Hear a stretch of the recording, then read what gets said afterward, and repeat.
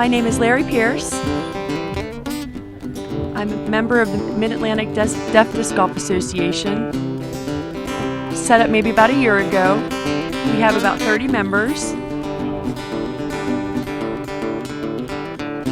And we're having our national tournament in Paw Paw, West Virginia this summer in July, 22nd and 23rd. But any help from anybody, we'd most appreciate it. Thank you. Well, it's really great to see that disc golf is for everybody, Matt. We're back here catching up on our second round with our lead group. Stevie Brinster's up by 4 strokes with Joey, John Du Bois, Matt Lowe, and Nick Schneider following. It's a special layout here at Sedgley. It's a tournament layout, and we're going to take it from basket 11. Well, it's a gorgeous day here, John, as there's a nice shot of William Penn as he looks on and wishing good luck to all these disc golfers today.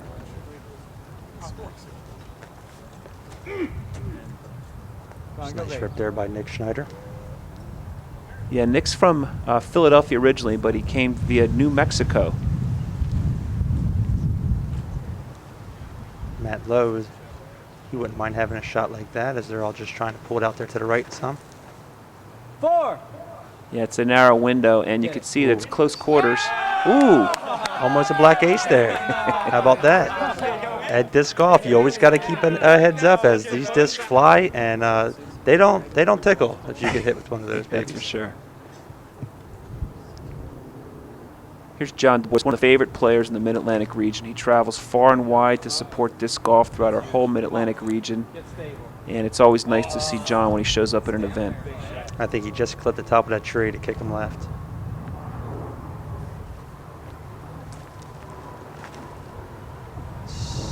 Stevie Brinster with a nice pool. Steve Brinster, really a great pro on the national tour. And Joe Mila. World champion Joe Mila, that is. Joey really likes to go unconventional. Here he's throwing a roller. Everybody else had an air shot, but I don't know if it's that he throws from the left hand or not. He tried a roller on that. Didn't seem to work out too well for him. Yeah, you'll notice how most of Joe's shots, he does the roller, but his shots will be going from the right to left because he is the only left-handed shooter in this lead group.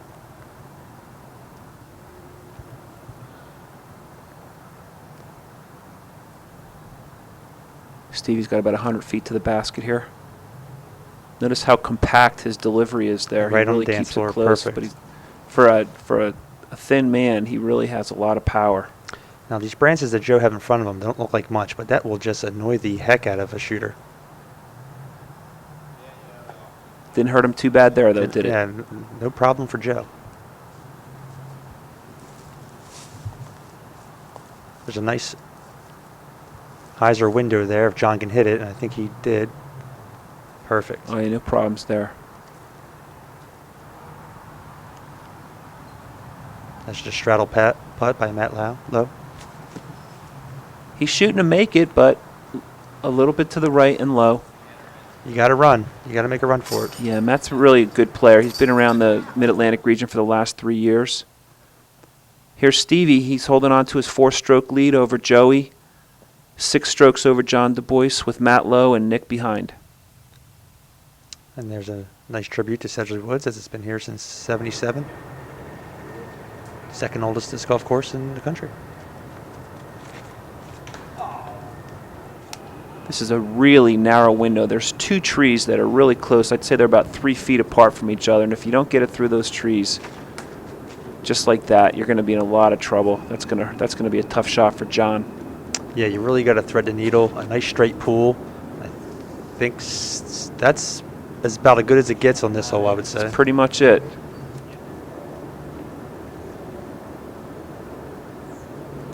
Now this is where that lefty southpaw may come in handy for Joe, as he's going to want to go left.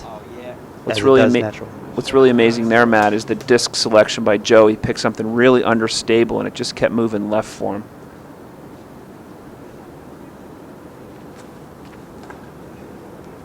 And Matt Lowe couldn't get through. That is tight. John's in all kind of trouble here. He really hit early off the tee, and makes a baseball shot. He's in the densest part of the woods there. See how that lands. You know, this is interesting to see all the different positions these golfers get themselves in. They straddle, they're on their knees. They're just making these shots from all different angles. It's to be the complete golfer, you really got to know how to work your body. Oh, yeah. I always say it's easy to play in the middle of the fairway, but what makes the players great in disc golf is playing out of trouble, which a lot of our great players do.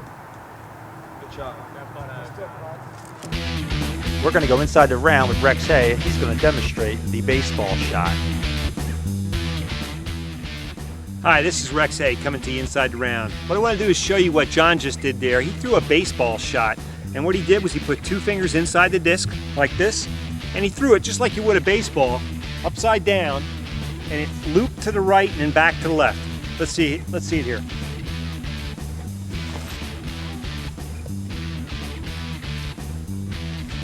And that's it. It's just as easy as that. Was that a tsunami he was throwing there, Matt? I don't know. Matt, you know, Rex is an old school player. It's funny he's using that disc. Broke out the tsunami. Wow, that disc speaks volumes. Good putt. Nice putt there by John.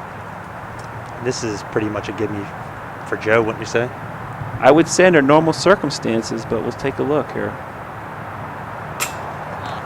Oh, he's not going to be happy. He makes them in his sleep. Yeah. That's the kind of round it seems to be shaping up for Joey, though. You know, Joe's a world-class golfer. He's been a world champion. You know, he's a great guy as far as bringing up new disc golfers. He's always willing to stop and teach people some new stuff, and it's good to have guys like that around. Here's Stevie still in the lead by 5 strokes.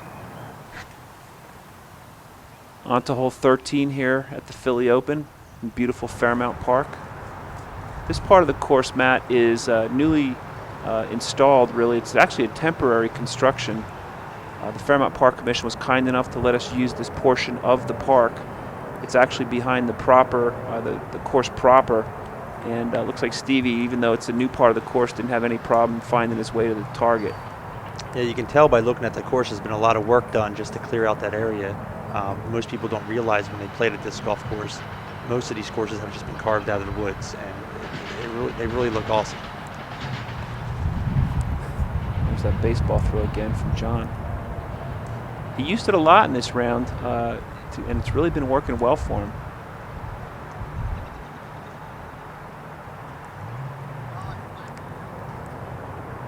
Pretty good shot, but I think he has a little too much on that one. A little bit of an overshot by Joe Mueller.